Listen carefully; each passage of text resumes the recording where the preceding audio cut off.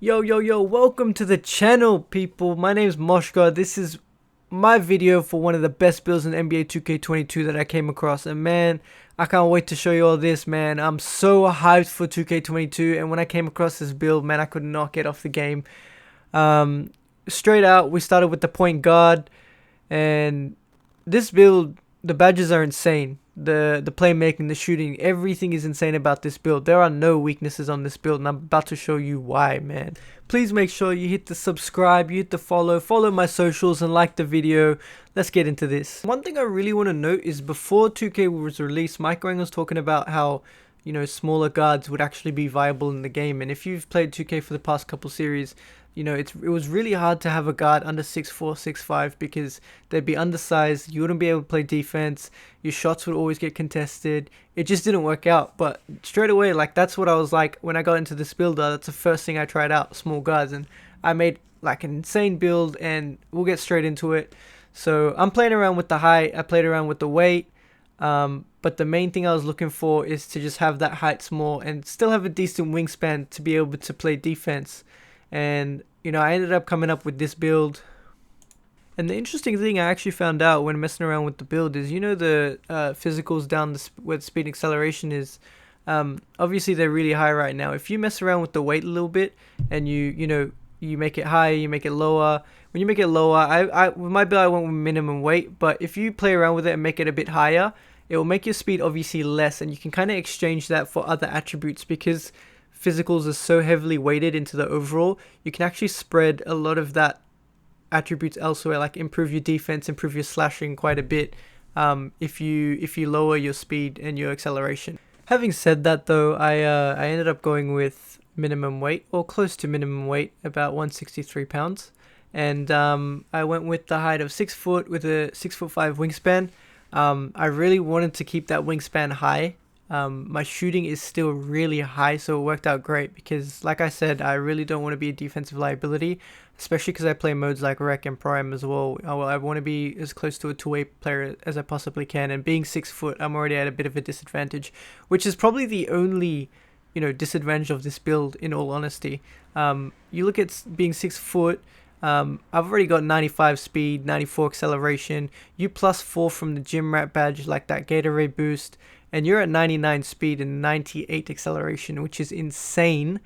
And I'm just gonna touch up the weight here, just change it to 163 pounds. That's a sweet spot where I'm gonna have 95 speed and 94 acceleration, essentially max. So that's freaking awesome for this build.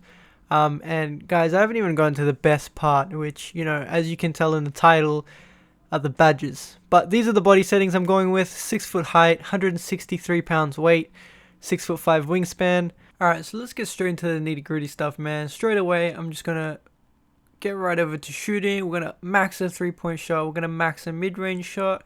I've always been a shooter. Every single 2K, I've always had a shooter, and it's what I'm good at, so it's what I'm gonna stick to.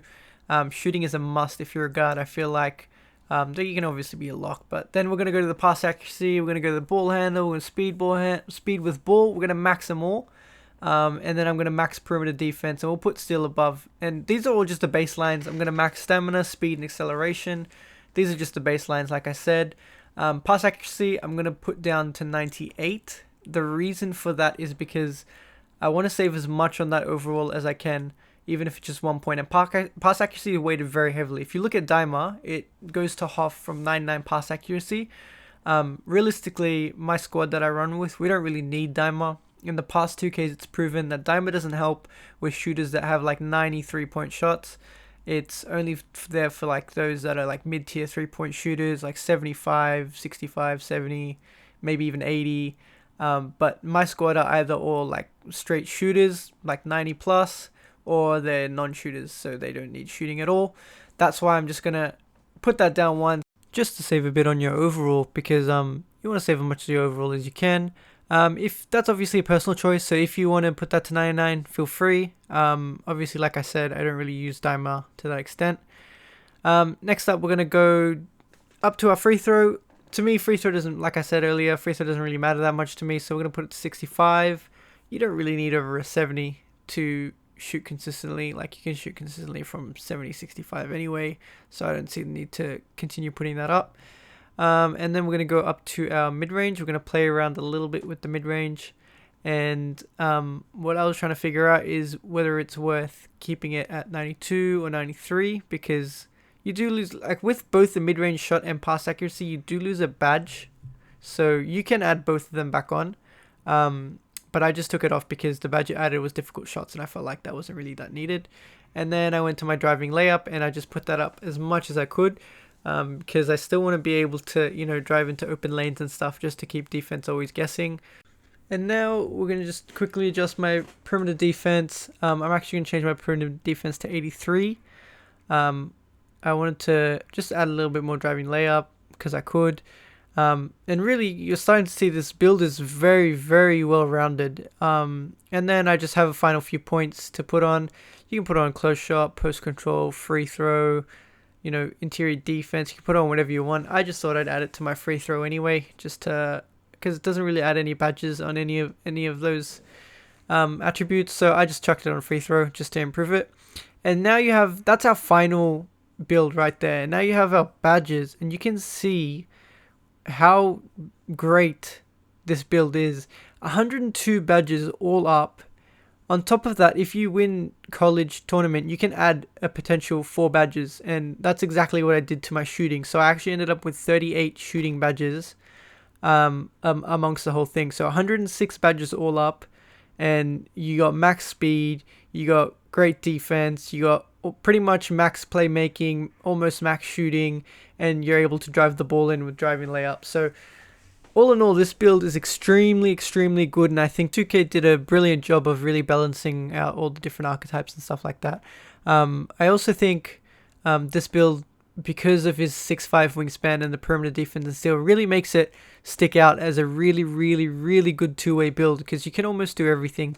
And I can't stress enough how insane that is. And I hope you guys have a chance to go play around with the builder and just realize that this is like a one-off build. You're not going to find anything near this type of level. You know, 34 shooting badges, 38 after you finish college, 36 playmaking badges, 18 defensive badges, and even 14 slashing badges from the little slashing attributes we have. Is just insane.